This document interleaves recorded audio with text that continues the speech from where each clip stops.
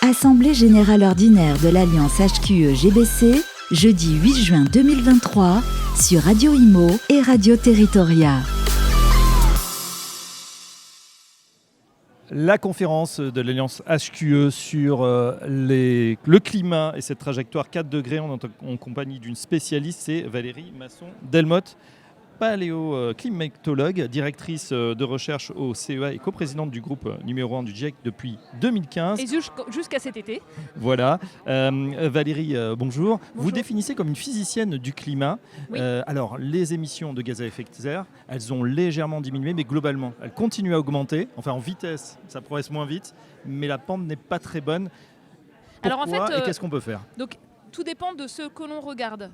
Si l'on regarde en France, on a une baisse régulière des émissions de gaz à effet de serre, notamment sur les dernières décennies. Et l'enjeu pour la France, par rapport à ses engagements européens dans le cadre de l'accord de Paris sur le climat, c'est doubler le rythme de baisse des émissions les années qui viennent. Donc ça, c'est l'enjeu pour la France. Au niveau mondial, ce qu'on voit, c'est une action pour le climat qui monte en puissance. Plus de 18 pays, dans le cas de la France, qui ont déjà une baisse des émissions, y compris avec le commerce mondial.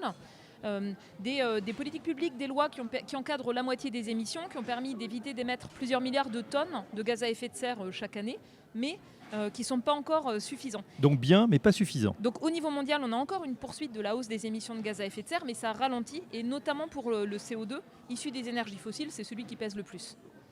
Face à ce constat, quelles sont vos recommandations ? Qu'est-ce qu'on peut faire pour accélérer le mouvement ? On a l'impression qu'on a été finalement assez vertueux. En tout cas, on a pris conscience du problème en France, peut-être en Europe, mais d'autres régions du monde, c'est vrai, c'est plus compliqué. En fait, les enjeux, c'est de bien comprendre, de prendre la mesure des risques. Les risques ne sont pas les mêmes dans les différentes régions du monde. Il y a 3,5 milliards de personnes dans des contextes hautement vulnérables qui, comme partout, seront affectées par l'intensification des extrêmes, comme les vagues de chaleur, les pluies intenses, les sécheresses agricoles, et qui n'ont pas les mêmes capacités à agir que nous. Donc en fait, moi ce qui me frappe, c'est plutôt une prise de conscience plus précoce dans les pays du Sud de cette vulnérabilité et plus récente à nos latitudes, notamment par des situations qui ont été très difficiles à gérer, ne serait-ce que l'année 2022 en France. Et le point qui est important, c'est qu'il y a 3 leviers de solutions, en tout cas pour la baisse des émissions de gaz à effet de serre. Il y en a un premier sur l'innovation technologique, et on est aux avant-postes dans les pays industrialisés. Oui. Le fait de pouvoir déployer des solutions, c'est ce qui va faire la capacité à obtenir des parts de marché demain partout dans le monde. Donc il y a un levier vraiment économique, d'emploi, de compétitivité, sur le fait d'être capable d'apporter des solutions, notamment dans le secteur du bâtiment, qui peuvent changer d'échelle et s'appliquer notamment là où il y a des mouvements d'urbanisation massifs dans d'autres régions du monde. Il y a un deuxième volet qui est la maîtrise de la demande, l'efficacité et la sobriété. Et là, je trouve que la conversation en France, elle est plus avancée que dans d'autres régions du monde, avec vraiment parfois du bon sens qui est là, une culture aussi de la réutilisation. Le fait d'avoir évité des chocs l'année dernière d'approvisionnement énergétique en jouant sur ces appels à la sobriété qui ont fonctionné pour l'électricité, pour le gaz. Donc un retour d'expérience qui est intéressant quand on regarde ce qu'aurait été le coût évité en fait, par rapport aux besoins de production supplémentaires. Oui, on peut dire que les Français ont globalement joué le jeu. Voilà. Et ont pris la mesure de dans cette les sobriété. Entreprises, les particuliers, et on a vu les effets donc de crise évitée finalement. Donc là, la question, c'est le rendre plus structurel avec tous les leviers de l'économie circulaire qui sont aussi intéressants pour relocaliser des activités et des emplois. Et puis le troisième volet, c'est s'appuyer sur les écosystèmes, les solutions qu'on appelle fondées sur la nature. Et on voit bien les leviers d'action importants. Par exemple, l'urbanisation, elle amplifie les extrêmes chauds qui s'amplifient dans un climat qui se réchauffe. Donc la capacité à créer des îlots de fraîcheur dans les villes avec des arbres qui transpirent, c'est la chose clé. La question de végétaliser les villes, c'est un changement de pratique profond, mais dont on voit bien en fait l'intérêt en termes de qualité de vie, en termes de bien-être. Et c'est un exemple parmi d'autres sur l'aspect s'appuyer sur les écosystèmes. Et le secteur du bâtiment, pour moi, il est vraiment critique parce qu'il est aux avant-postes de plusieurs choses. Le fait de penser ensemble la résilience, l'adaptation, le confort de vie dans un climat qui se réchauffe, le fait d'assurer ce confort de vie en réduisant les émissions de gaz à effet de serre. Et puis, bien sûr, il y a aussi l'enjeu important que je mentionnais sur l'artificialisation des terres.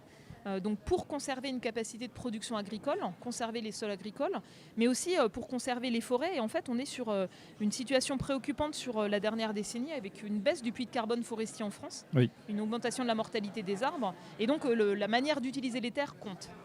Très bien. Donc effectivement, il est urgent de renaturaliser ou du moins de stopper peut-être cette avancée. Voilà, et donc il y a à la fois c'est la démarche du ZAN, finalement, c'est ce que défendait à l'instant Christophe mais Béchu. globalement, ce qu'on voit sur ces enjeux, donc adaptation, baisse des émissions de gaz à effet de serre, soutenabilité finalement aussi pour les ressources utilisées, les matériaux. Ce qu'on voit, c'est qu'à la fois, il y a une urgence à changer d'échelle, mais on a aussi une compréhension beaucoup plus fine des leviers d'action qui sont là, de ce qui fonctionne, le retour d'expérience. Et moi, je suis scientifique et sur l'adaptation, un des points importants, c'est être capable de mesurer ce qui fonctionne, c'est-à-dire l'efficacité de ce qui est mis en place, de le donner à voir, de rendre visibles les initiatives qui sont prises en France dans ce secteur-là, parce que c'est aussi, je pense, important de davantage le donner à voir, parce qu'on voit qu'il y a une réflexion qui change, il y a des pratiques qui changent, et après il faut arriver à mesurer les effets obtenus. Ouais, la force de l'expérimentation et ensuite la mise à l'échelle, Voilà. évidemment pour les scientifiques, ça vous tient à cœur. Alors justement, ma dernière question, je m'adresse à la physicienne du climat, Valérie Masson-Delmotte. Est-ce que vous êtes optimiste? Est-ce qu'on peut y arriver? Sur le fait de pouvoir y arriver, oui. Et dans les dernières évaluations du GIEC, ce qu'on voit, c'est que dans tous les secteurs d'activité, donc par exemple l'énergie, l'industrie, les déchets, les systèmes urbains et les infrastructures, le système alimentaire, la gestion des terres, on a des leviers d'action qui sont disponibles aujourd'hui, qui peuvent être économiquement viables et qui, s'ils sont déployés, pourraient permettre de diviser par 2 entre maintenant et 2030 les émissions de gaz à effet de serre. Donc techniquement, c'est faisable. Après, l'enjeu, c'est de le rendre possible. Et pour ça, il y a aussi des questions de réorientation de financement, puisqu'aujourd'hui, il y a un besoin de financement pour permettre à ces leviers d'action de se déployer à l'échelle nécessaire. Voilà, en tout cas, c'est possible. Les investissements seront peut-être la clé avec un bon fléchage, on l'a compris. Investissement, formation, dynamique collective, voilà, c'est vraiment les clés qui sont importantes. Merci pour ces réflexions, Valérie Merci. Masson-Delmotte. À très bientôt sur Radio Imo, Radio Territoria. Assemblée générale ordinaire de l'Alliance HQE-GBC, jeudi 8 juin 2023, sur Radio Imo et Radio Territoria.